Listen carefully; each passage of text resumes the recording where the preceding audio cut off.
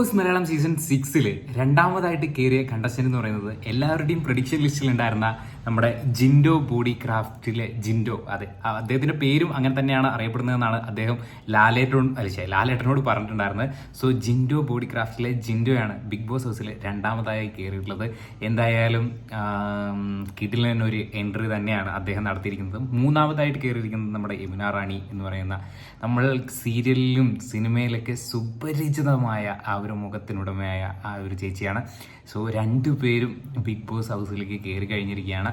എന്തായാലും രണ്ടുപേർക്കും ബിഗ് ബോസിൽ തകർക്കാൻ സാധിക്കട്ടെ എന്ന് നമുക്ക് പ്രാർത്ഥിക്കാം.